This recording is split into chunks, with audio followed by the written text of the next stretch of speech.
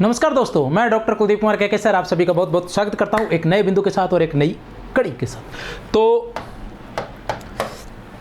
आज थोड़ा सा स्पीड रहेगी, ठीक है ना, क्योंकि इन दिनों काफ़ी वीडियो बनाने लग गया हुआ है और थोड़ा सा स्पीड से तात्पर्य इसका मतलब ये नहीं है कि मैं कोई जल्दबाजी में कुछ भी करवाने वाला हूँ, अच्छे से करवाने वाला हूँ। टेस्ट संख्या आज की है, जैसा कि आप सभी को ज्ञात है, लगातार जो विद्यार्थी देख रहे हैं, टेस्ट संख्या 7 है। डॉक्टर नगेंद्र के हिंदी साहित्य का इतिहास से। कहाँ से है? डॉक्टर नगेंद्र के हिंदी साहित्य का इतिहास से। डॉक्टर नगेंद्र के हिंदी साहित्य का इतिहास से कहाँ से टेस्ट है ये टेस्ट है प्यारे बच्चों रीतिकाल से। कहाँ से है ये? रीतिकाल से। डॉक्टर नगेंद्र के हिंदी साहित्य का इतिहास। डॉक्टर नगेंद्र का हिंदी साहित्य के इतिहास से तात्पर्य है डॉक्टर नगेंद्र और डॉक्टर हरदयाल द्वारा संपादित हिंदी साहित्य का इतिहास से रीतिकाल से टेस्ट है। रीतिकाल से कहाँ से टेस्ट चल रहे हैं? 14 नंबर, 15 नंबर, 16 नंबर और 17 नंबर और लगभग 20 नंबर तक जो टेस्ट है वो रीतिकाल से ही चलने वाले हैं और किसी प्रकार का कोई समझौता होने वाला है नहीं। एक से बढ़कर एक प्रश्न होंगे आप सभी के सामने। रीतिकाल के बारे में पिछले टेस्टों में मैं बार बार बता चुका हूँ, इसके बारे में ज़्यादा नहीं बताऊंगा। प्रश्नोत्तर पर चलते हैं। सबसे पहले पहला प्रश्न है जो धुएंधार प्रश्न है, उत्तर आप बता दो तो मुझे बता देना, ठीक है ना, क्योंकि साधारण से प्रश्न लेकर आना, क्या लेकर आना, प्रश्न लेकर आएंगे तो धुआंधार लेकर आएंगे, जो आएंगे भी परीक्षाओं में, ठीक है ना, और आप पढ़ोगे तो आपको लगेगा कि कैसे प्रश्न। कवित्व की दृष्टि से इन्हें इस युग के तोष, मतीराम, देव आदि सरस कवियों की श्रेणी में रखा जा सकता है, ठीक है ना। यहाँ हमारे पास एक कवि हैं जिनके बारे में कहा जा रहा है, क्या कहा जा रहा है कि कवित्व की दृष्टि से, किसकी दृष्टि से प्यारे बच्चों?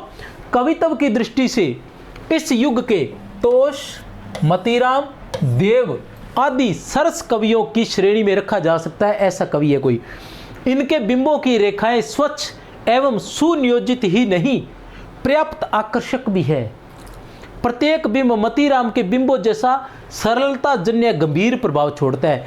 इनका प्रत्येक बिंब जो है मतीराम के बिंबों जैसा सरलता जन्य गंभीर प्रभाव छोड़ जाता है।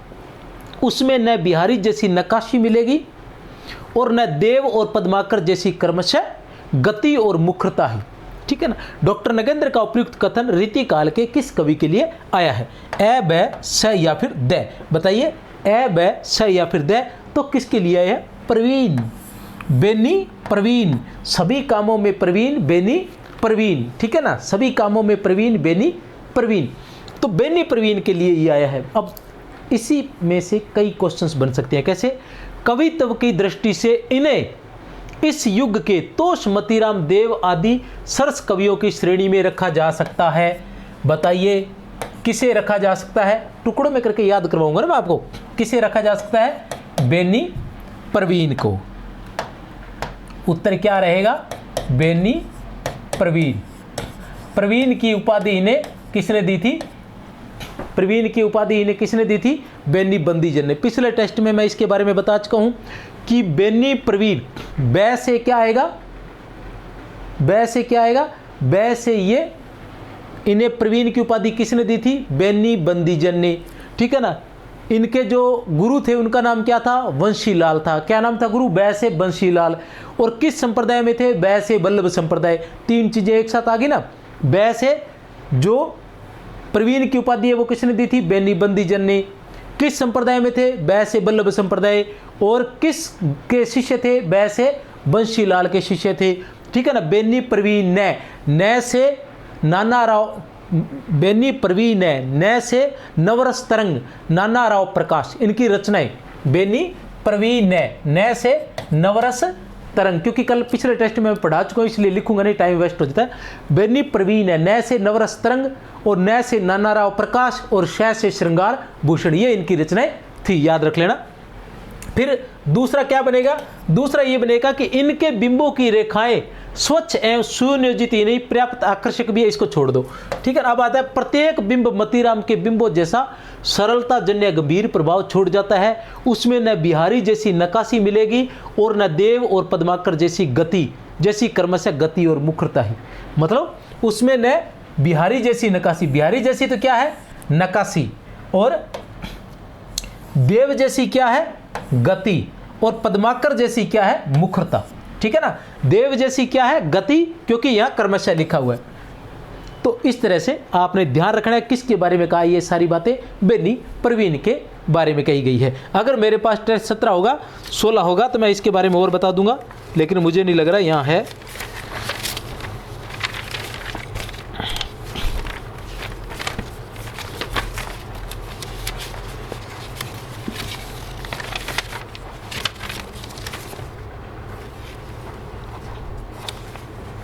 क्योंकि बिंबों के बारे में ऐसी ही बात है, क्योंकि बिंब जो है उनके आकर्षक ही नहीं, ठीक है ना, अलंकारों की योजना से हृदय को प्रभावित और आह्लादित भी कर देते हैं, ठीक है ना।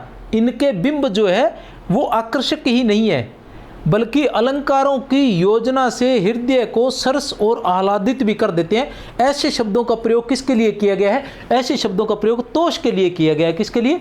तोष के लिए, क्योंकि तोष ने भी बिंबों पर अच्छा काम किया था और उनके जो बिंब थे वो बहुत शानदार थे। मतलब बिंबों के रूप में अगर जाना जाता है तो वो तोष को भी जाना जाता है। तो इसलिए आप ध्यान लगा लेना। प्रश्न संख्या 16, टेस्ट संख्या 16 है, उसका प्रश्न संख्या जो 1 है, जहाँ तक मुझे याद है शायद 1 नंबर ही इस प्रकार का रहेगा। आप इनको कॉम्बिनेशन करके देख लेना। बाकी जब PDF आएगी तो उसमें मैं इनका कॉम्बिनेशन बिठा दूंगा, इसकी भूमिका में मैं लिख दूंगा उसके बारे में भी, इसके जैसा कौन सा है, ठीक है। चलते हैं प्रश्न संख्या 2 पर। कवित्व की दृष्टि से यदि इनकी रचनाओं की परीक्षा की जाए, क्या कि कवित्व की दृष्टि से यदि इनकी रचनाओं की परीक्षा की जाए तो कहना होगा कि इनके द्वारा ग्रहित तीनों विषय श्रृंगार, राज, प्रशस्ति और भक्ति, कौन कौन से? श्रृंगार, ठीक है ना, श्रृंगार, राज, प्रशस्ति और भक्ति में इन्हें पूर्ण सफलता मिली है। उपयुक्त कथन रीतिकाल के किस प्रसिद्ध कवि के लिए आया है? ए, बैस है या फिर द? तो उत्तर है ए, पद्माकर। उत्तर है ए, ठीक है ना। अब पद्माकर जी का हमें पता चल गया। अब मैं इसके बारे में आपको समझाऊंगा कि कवित्व की दृष्टि से यदि पद्माकर की रचनाओं की परीक्षा की जाए, किसकी? कवित्व की दृष्टि से, कवित्व की दृष्टि से, आचार्यत्व की दृष्टि से नहीं, कवित्व की दृष्टि से। क्योंकि जो रीतिकाल था, रीतिकाल के अंदर जो कवि थे उनको बांटा गया था कि कवित्व और आचार्यत्व की दृष्टि से बांटा गया था और शिक्षक आचार्य की दृष्टि से अलग अलग दृष्टियों से बांटा गया था। उनमें से एक दृष्टि कवित्व की थी, एक आचार्य की थी। तो आचार्यत्व की दृष्टि से नहीं, कवित्व की दृष्टि से यदि इनकी रचनाओं की परीक्षा की जाए तो कहना होगा कि इनके द्वारा ग्रहित तीनों विषय श्रृंगार, राज, प्रशस्ति और भक्ति, श्रृंगार, राज, प्रशस्ति और भक्ति में इन्हें पूर्ण सफलता मिली थी। पद्माकर के बारे में कहा जाता है कि अगर त्योहारों से संबंधित, भारतीय त्योहारों से संबंधित अगर कहीं पद आते हैं तो वो पद्माकर जी के ही माने जाएंगे। पद्माकर जी की रचनाओं के बारे में मैं टेस्ट संख्या 16 में बता चुका हूँ। पै से पद्माकर, पै से पद्माभरण, पै से पद्माकर, पै से पद्माभरण और पै से प्रताप सिंह विरुद्धावली। प्रताप सिंह विरुद्धावली से हिम्मत बहादुर विरुद्धावली, हिम्मत बहादुर विरुद्धावली, ठीक है ना। फिर वापस पै पर आ जाते हैं। प्रबोध 50, प्रबोध 50 से कली 25, प्रबोध 50 से कली 25, ये इनकी ट्रिक है। उसके बाद जगद विनोद, राम रसायन, गंगा लहरी, जगद विनोद, राम रसायन, गंगा लहरी। इनमें से राम रसायन को छोड़ के बाकी सारी रचनाओं का वर्णन डॉक्टर नगेंद्र ने किया है। इसमें से राम रसायन को छोड़ के बाकी सभी रचनाओं का वर्णन किसने किया है? डॉक्टर नगेंद्र ने किया है। टोटल होगी 8 रचनाएं। 2 रचनाएं और मिलती है जिनका डॉक्टर बच्चन सिंह ने किया है, वो है राजनीति और ईश्वर 25, राजनीति और ईश्वर 25। जगद विनोद जो इनकी रचना है वो 7 प्रकरण, 6 प्रकरण और 731 छंदों में विभाजित है। 6 प्रकरण और 731 छंदों में विभाजित है। पद्माभरण की रचना 1810 ईस्वी में हुई थी। पद्माभरण की रचना जो है वो 1810 ईस्वी में मानी जाती है। तो ये आप ध्यान लगा लेना। और ये बहुत से राजाओं के रहे थे, जैसे प्रताप सिंह के, जयपुर के नरेश प्रताप सिंह के आश्रय में रहे थे और उनके पुत्र जगत सिंह के आश्रय में रहे थे। और सुजाउद्दौला के जो सेनापति थे अनूपगिरी, जिनको उपनाम था हिम्मत बहादुर, जिनके ऊपर हिम्मत बहादुर विरुद्धावली लिखी है, हिम्मत बहादुर, उन पर जो 1603 से लेकर 1621 के बीच में लिखी गई है, हिम्मत बहादुर उनके आश्रय में भी रहे थे। ये रघुनाथ राव अप्पा नाम से 2 लोग थे, 2 नरेश थे, उनके आश्रय में भी रहे थे। ये उदयपुर के भीम सिंह के आश्रय में भी रहे थे। ये नोने अर्जुन सिंह के आश्रय में भी रहे थे। और 1-2 और होंगे कोई, ठीक है। एक पारीक्षित नाम के जो शासक थे, नरेश थे, उनके आश्रय में भी रहे थे। तो ये इनके आश्रय में रहे थे, ठीक है ना। तो रीतिकाल मेरा प्रिय विषय है। रीतिकाल के तो हम छक्के छुड़ा देंगे, चिंता मत करो। आपको वो याद करवा दूंगा जो आज तक कभी याद नहीं हुआ है, ठीक है ना।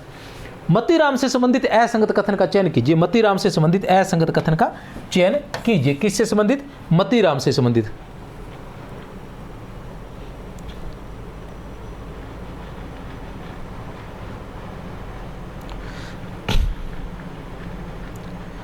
मतीराम से संबंधित असंगत कथन का चयन कीजिए।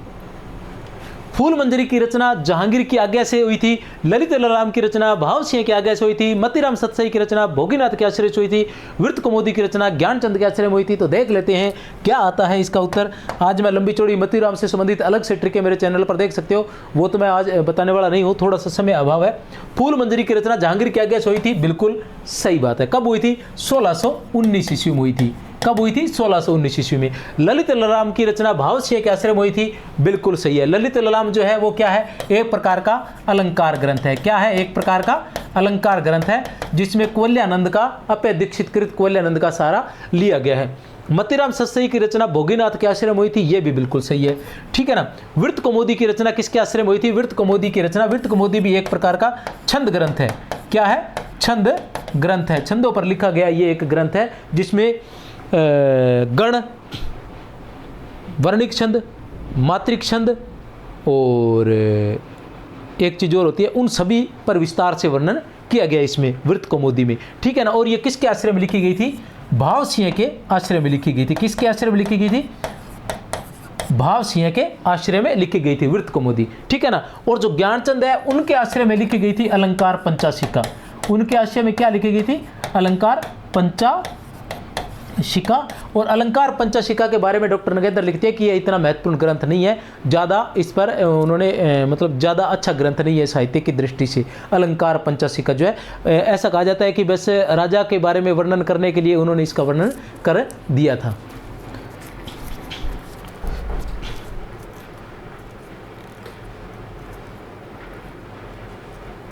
मतीराम की रचनाओं की एक छोटी सी वैसे बोल देता हूँ, लिख नहीं पाऊंगा मैं आज थोड़ा सा, ठीक है ना। मतीराम, आचार्य मतीराम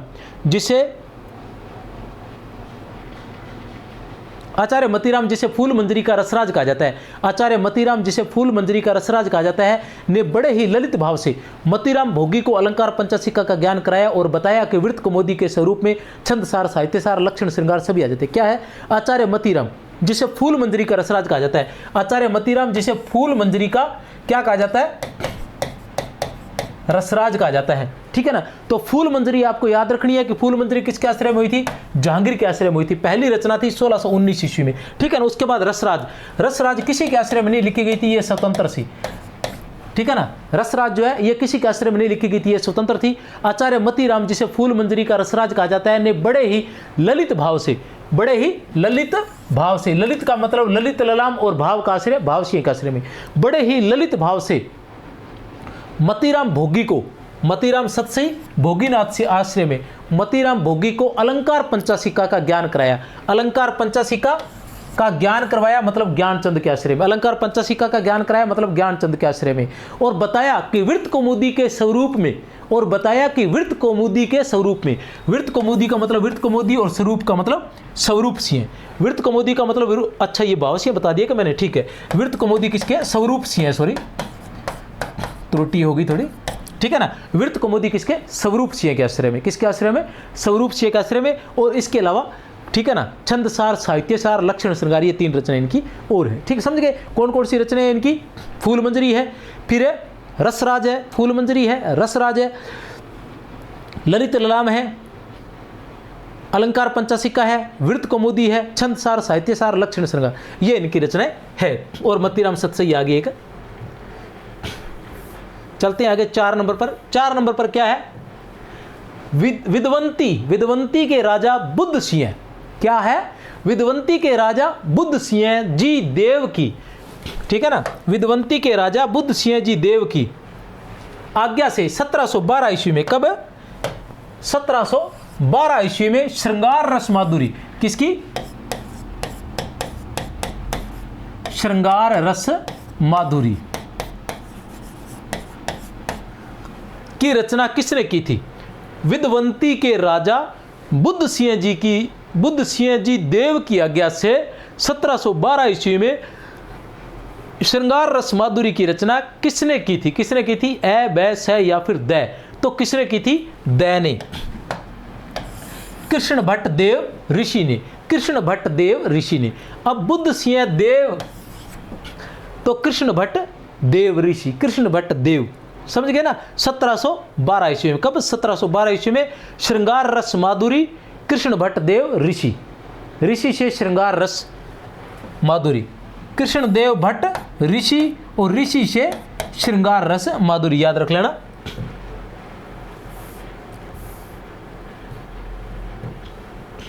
असंगत कथन का चयन कीजिए, असंगत कथन का चयन कीजिए। कालिदास त्रिवेदी कृत वार वधु विनोद में नायिका भेद विवेचन है। जसवंत सिंह कृत भाषा भूषण में चंद्रलोक शैली में लिखा हुआ 212 दोहों का ग्रंथ है। शिवराज भूषण में 105 अर्थालंकारों का वर्णन है। अलंकार चंद्रोदय 1729 ईस्वी के रचनाकार रसिक सुमति है। तो आइए देखते हैं क्या होता है कि कालिदास त्रिवेदी कृत वार वधु विनोद में क्या है, नायिका भेद विवेचन है, याद रख लेना, ठीक है ना। कालिदास की एक रचना कालिदास हजारा भी है, वार मधु विनोद भी है, राधा माधव वधु मिलन, राधा माधव वधु मिलन, इस प्रकार की एक रचना भी है। 3 रचनाएं हैं कालिदास की मानी जाती है। एक कालिदास हजारा है, एक वार वधु विनोद है, एक राधा माधव वधु मिलन, ठीक है, विनोद, राधा माधव वधु विनोद, इस प्रकार से एक रचना है, ठीक है ना। जसवंत सिंह कृत भाषा भूषण है, जसवंत सिंह का भाषा भूषण है जो चंद्रालोक शैली में लिखा हुआ 212 दोहों का ग्रंथ है, बिल्कुल सही है। शिवराज भूषण में 105 अर्थालंकारों का वर्णन है, यह गलत है। अलंकार चंद्रोदय, अलंकार चंद्रोदय नाम की एक रचना है जिसकी रचना 1729 ईस्वी में हुई थी। इसके रचनाकार कौन है? रसिक सुमति है। जो शिवराज भूषण है, शिवराज भूषण का क्या है? 105 अर्थालंकार नहीं है, 105 अलंकार है। शिवराज भूषण में क्या है? ये है हमारी रचना शिवराज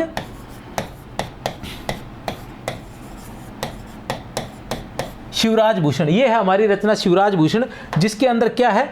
जिसमें है 105 अलंकार है। 105 क्या है? कुल अलंकार है, जिसमें 99 क्या है? 99 अर्थालंकार है। 99 तो क्या है? अर्थालंकार। ये ध्यान रख रहे ना, इतना संतर आता है 105 देख 105 में कर दो, या अगर 105 अलंकार लिखा होता तो सही होता, लेकिन यहाँ क्या लिखा है? 105 अलंकार। तो 105 अलंकार नहीं है, 199 105 अर्थालंकार लिखा, तो अर्थालंकार नहीं है, 105 अलंकार है। अर्थालंकार तो कितनी है? 99 है। और 4 क्या है? शब्दालंकार। 4 क्या है? शब्दालंकार है। और 2 क्या है? संकर या चित्र अलंकार है, चित्र अलंकार है। तो टोटल कितने हो गए? ये हो गए 105 अलंकार, कुल 105 अलंकार है शिवराज भूषण में।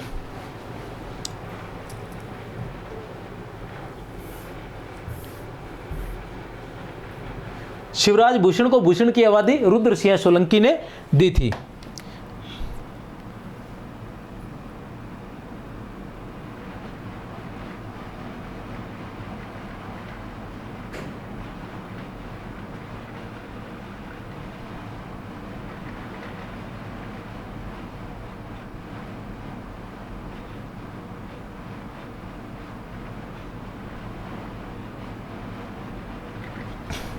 रसिक सुमति कृत अलंकार चंद्रोदय से, अभी अपने पढ़ के गए थे, रसिक सुमति कृत अलंकार चंद्रोदय से असंगत कथन का चयन करना है। किसका चयन करना है? असंगत कथन का आपने चयन करना है। 180 दोहों में अर्थालंकारों का वर्णन है। कितने में? 180 दोहों में अर्थालंकारों का वर्णन है। 70 दोहों में शब्दालंकारों का विवेचन है। विवेचन का आधार कुवल्यानंद है, अप्य दीक्षित कृत कुवल्यानंद। ग्रंथ की भाषा सरल और सरस है। चलो चलते हैं, देखते हैं क्या कहानी बनती है, ठीक है ना। कहानी ये बनेगी कि 180 दोहों में अर्थालंकारों का वर्णन है, बिल्कुल सही बात है। 70 दोहों में शब्दालंकारों का विवेचन है, बिल्कुल गलत बात है। कितने दोहों में है? 70 दोहों में नहीं, 7 दोहों में। 7 दोहों में शब्दालंकारों का विवेचन है। तो अर्थालंकारों का कितने? 180 दोहों में, और शब्दालंकारों का विवेचन 7 दोहों में। रसिक सुमति की जो अलंकार चंद्रोदय रचना है वो किस में है? दोहों में है। किस में है? दोहों में है। और जिसमें क्या है? 180 दोहे तो अर्थालंकार के हैं, 7 दोहे जो है वो शब्दालंकार के हैं। और इसके विवेचन का आधार जो है प्रमुख अलंकार ग्रंथ अप्य दीक्षित कृत कुवल्यानंद है। और इस ग्रंथ की भाषा जो है वो बिल्कुल सरल और सरस है। आ गया होगा समझे मेरे आइडिया से। प्रश्न संख्या 7 क्या कहता है? प्रश्न संख्या 7, रामालंकार, रामचंद्र भूषण तथा रामचंद्राभरण नामक 3 अलंकार निरूपण विषयक ग्रंथ किनके द्वारा रचे हुए बताए जाते हैं? रामालंकार, रामचंद्र भूषण तथा रामचंद्राभरण नामक 3 अलंकार निरूपण विषयक ग्रंथ किनके द्वारा रचे हुए बताए जाते हैं? ए बैस है या फिर द, ए बैस है या फिर द, तो ए गोप कवि। किसके द्वारा? गोप कवि द्वारा। रीतिकाल सारा ट्रिकों के माध्यम से किया हुआ है। तो गोप कवि की क्या ट्रिक है कि गोप कवि की क्या ट्रिक है कि गोप कवि ने अपनी रचना, गोप कवि ने अपनी रचना रामचंद्राभरण और रामचंद्र भूषण में, गोप कवि ने अपनी रचना, किसने? गोप कवि ने अपनी रचना रामचंद्राभरण और रामचंद्र भूषण में रामालंकार का प्रयोग किया है। किसका? रामालंकार का प्रयोग किया है। याद रह जाएगा, लिख लेना। क्या है कि गोप कवि ने अपनी रचना, गोप कवि ने अपनी रचना रामचंद्राभरण और रामचंद्र भूषण में, गोप कवि ने अपनी रचना रामचंद्राभरण और रामचंद्र भूषण में रामालंकार का प्रयोग किया है। किसका किया? रामालंकार का प्रयोग किया है। याद रह जाएगी, कोई समस्या नहीं है। निम्नलिखित के आधार पर सही विकल्प का चयन करना है, गलती नहीं करनी है। देखें, ठीक है ना, इसने कहा है भैया सही, तो सही ही करना पड़ेगा आपको। अगर गलत करोगे तो ठीक नहीं रहेगा। आचार्य क्रम में भूषण जितने असफल रहे, आचार्य क्रम में भूषण जितने असफल रहे, कवि कर्म में उतने ही अधिक सफल कहे जा सकते हैं। पहली बात तो ये सही है या गलत है, आप अंदाजा लगा लेना। भूषण की वाणी का ओज अपने आप में ऐसा है कि सहृदय पाठक आनंद विभोर होकर वीर रस जनित स्फूर्ति का अनुभव करता है, वीर रस जनित स्फूर्ति का अनुभव करता है। ए बैस है या फिर द, तो क्या रहेगा उत्तर? ब। विकल्प 1 व 2 दोनों सही है। विकल्प 1 व 2 दोनों सही है। आचार्य क्रम में, मैंने कहा था ना, आचार्य क्रम और कवि क्रम 2 प्रकार के भागों में बांटा गया है। किसके? रीतिकाल के कवियों को। तो जो भूषण थे पद्म, आचार्य क्रम में भूषण जितने असफल रहे, कवि कर्म में वो क्या रहे? उतने से ही अधिक सफल रहे। कवि कर्म में ये सफल रहे थे, ठीक है ना। और भूषण की वाणी का ओज अपने आप में बहुत ही महत्वपूर्ण है। इनके बारे में ये आचार्य शुक्ल ने लिखा था कि इनके द्वारा कही हुई कोई मतलब आश्रयदाताओं की, इनके द्वारा रची हुई या इनकी रचनाओं को कोई आश्रयदाताओं की खुशामद नहीं कह सकता, क्योंकि वो जिनके बारे में इन्होंने वर्णन किया है वो वर्तमान जनता में भी उतने ही प्रसिद्ध हैं। मतलब इन्होंने जो भी लिखा था वो राजाओं की खुशामद नहीं हो सकती, क्योंकि शिवाजी और छत्रसाल वास्तव में ही वीर थे। उनका जितना भी वर्णन किया जाए वो कम है। वीर योद्धा थे दोनों के दोनों।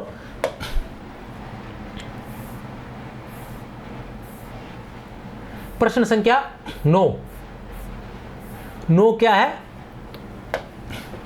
नुपुर को जनकाई भेदनी धरती पाई, ठाडी आई आंगन भई सांझी बारसी, करता अनूप किन्नी रानी मैं न भूप किसी, राज्य राशि रूप की बिलास को आधार सी। उपयुक्त पद के रचयिता है ए बै से या फिर द, ए बै से या फिर द, तो कौन है इसके? से, सेनापति, ठीक है ना। कौन है? सेनापति जी। इसके बारे में आगे आएगा, इसलिए इनके बारे में नहीं बता रहा मैं। नुपुर को जनकाई, नुपुर को जनकाई धरती पाई, नुपुर को जनकाई धरती पाई सेनापति ने, ठीक है ना, सेनापति।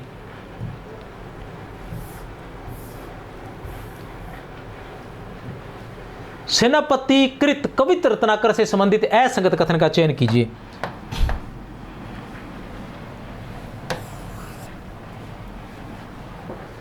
बताइए, ए बैस है या फिर द? चयन कीजिए भैया, फटाफट बता दीजिए सही क्या है, गलत क्या है।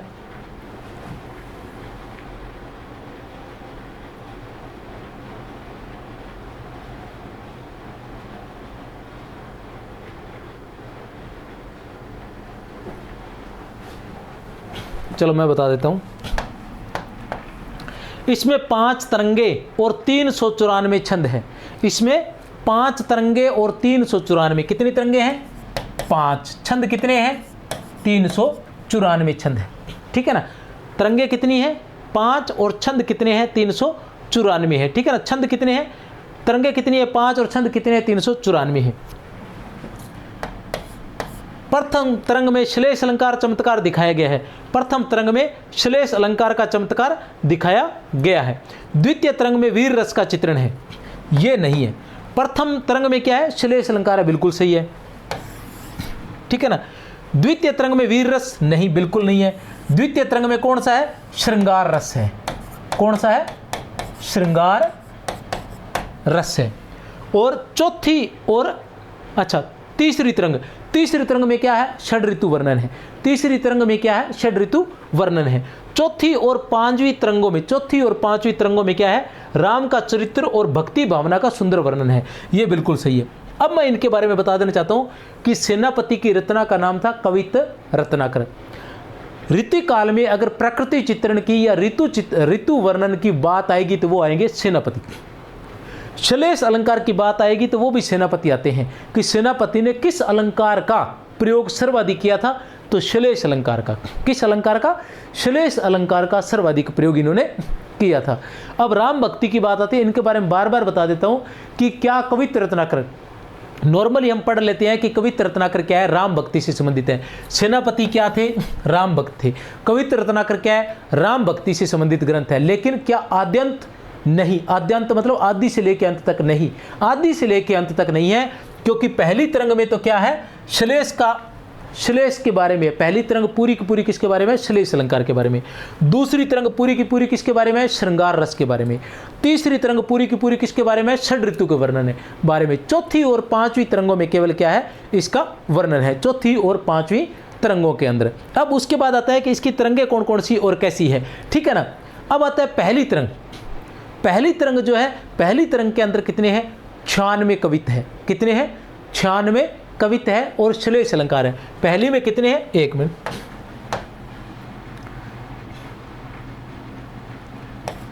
ठीक है, प्रथम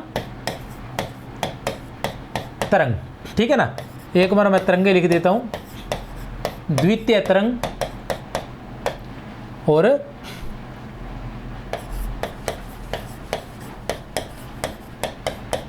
तृतीय तरंग, चतुर्थ और पंचम। इनमें कितने कितने छंद है? पहले के अंदर कितने छंद है? पहले के अंदर है 96 छंद। कितने? 96 कवित है। कवित लिख सकते हो आप, क्योंकि जैसा है वैसा ही बता रहा हूं। वैसे तो कवित का मतलब कवित ही रहेगा। इन्होंने क्या किया है, जब हम हिंदी साहित्य का इतिहास पढ़ते हैं तो उसमें लिखा हुआ है कवित, और बाद में वो किस पर आ जाते हैं? छंदों पर। लेकिन छंद का मतलब कवित होएगा, वहां वो कवित का नाम लिखना भूल गए। तो पहले के अंदर कितने हैं? प्रथम तरंग में कितने हैं? 96 कवित है। प्रथम तरंग में कितने हैं? 96 कवित है। दूसरी तरंग में कितने हैं? 74 कवित है। और तीसरी में कितने हैं? 64 कवित। और चतुर्थ में कितने हैं? 76। और पंचम में कितने हैं? 86 कवित। ठीक है ना। ये कवितों की संख्या है। प्रथम तरंग में कितने हैं? 96 कविता है। प्रथम तरंग में 96 कविता है। दूसरी में कितने हैं? 74 कविता है। और तीसरी में कितने हैं? तीसरी में 62 है, 62 कविता है। और चतुर्थ में 76 कविता है और 86। अब इसको कैसे याद करोगे? 96 एक याद रख लो, पहली में 96 है, और चौथी पांचवी जो कि राम काव्य से संबंधित है तो 76 और 86 है। पहली में 96 है, चौथी पांचवी में 76 और 86 है, ठीक है ना। और चाहो तो राम से चलो तो राम 76 86 और वापस 96, 76 86 96, या फिर 96 76 86, बीच वाले दो याद रख लेना। इसमें क्या है? इसमें है सिर्फ श्लेष, इसमें श्लेष का वर्णन है, और इसमें श्रृंगार का है, इसमें षड ऋतु का है, इसमें रामायण का है, चौथी में क्या है? रामायण का, और पांचवी में क्या है? राम रसायन का। रामायण का और राम रसायन का ऐसे ही लिखा हुआ है, याद कर लेना। चाहो तो अब ले सकते हो स्क्रीनशॉट। ये क्या है? रामायण है, लिख लेना आप। और इसमें क्या है? राम रसायन है। इसका मैं यहां लिख देता हूं, ये तीर लगा के, रामायण, ठीक है ना। और इसका मैं, ये षड ऋतु है। अगर स्क्रीनशॉट से काम चलाना है, लिखना नहीं है, तो ये लिख लेता हूं मैं, षड ऋतु, ठीक है। अभी आप स्क्रीनशॉट ले सकते हो, लेना चाहे तो।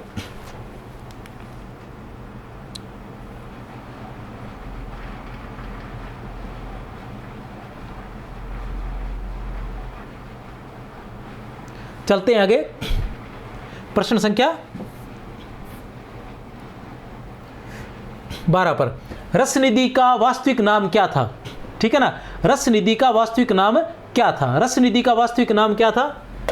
तो रसनिधि का वास्तविक नाम था पृथ्वी सिंह। रसनिधि का वास्तविक नाम क्या था? पृथ्वी सिंह। और रसलीन का वास्तविक नाम क्या था? गुलाब नबी। रसलीन का वास्तविक नाम क्या था? गुलाब नबी था। फिर आता है प्रश्न संख्या 13, रचना व रचनाकार का असंगत क्रम छांटिए। रचना व रचनाकार का असंगत क्रम छांटिए। नखशिक और मधुर प्रिया, राम सतसई, वाणी भूषण, ब्रजलीला और श्री राधा सुधा शतक। आप देख सकते हैं कौन है? नखशिक और मधुर प्रिया। नखशिक और मधुर प्रिया किसकी है? बिल्कुल सही है, ये पजनेश के हैं। याद रख लेना, नखशिक और मधुर प्रिया। नखशिक और मधुर प्रिया पजनेश के हैं।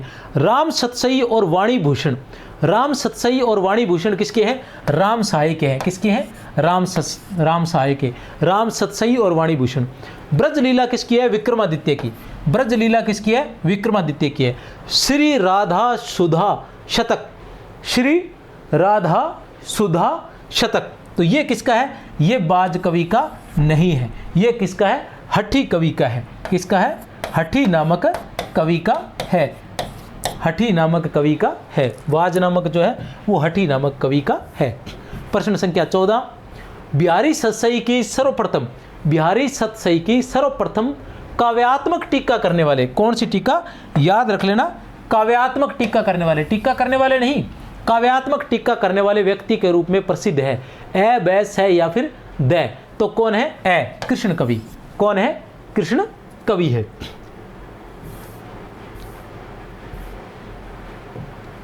अंग अंग नग जगमगती, ठीक है ना, अंग अंग नग जगमगती, दीप सिखासी देह, दिया बुझाए हूँ रहे बड़ो उजेरो गेह। दिया बुझाए ही रहे बड़ो उजेरो गेह।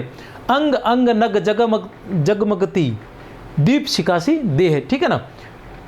ए, बैस है या फिर दे, तो किसकी है? अपने को पता ही है, ये तो बार बार पढ़ा है आपने सभी ने, बिहारी है, ठीक है ना, कि दिया बुझाने से ही मतलब नायिका के सौंदर्य का चित्रण किया गया है कि नायिका का जो सौंदर्य है, जो सुंदरता है वो इतनी दीपक के समान प्रकाशमान है, नगों के समान या हीरे मोती के समान प्रकाशमान है, जिससे क्या है कि दिया दीपक बुझाने के बाद भी उसका प्रकाश चारों तरफ फैला हुआ नजर आता है। किस साहित्यकार के अनुसार यूरोप में बिहारी सतसई के समकक्ष कोई रचना नहीं है? किस साहित्यकार के अनुसार, किस साहित्यकार के अनुसार यूरोप में बिहारी सतसई के समकक्ष कोई रचना नहीं है? ए, बैस है या फिर द, तो किसके समान? जॉर्ज गिरियर्सन के अनुसार। किसके अनुसार? जॉर्ज गिरियर्सन के अनुसार। उम्मीद करता हूँ आपको टेस्ट पसंद आया होगा, ठीक है ना। तो बहुत बहुत शुभकामनाएं। जय हिंद, जय भारत।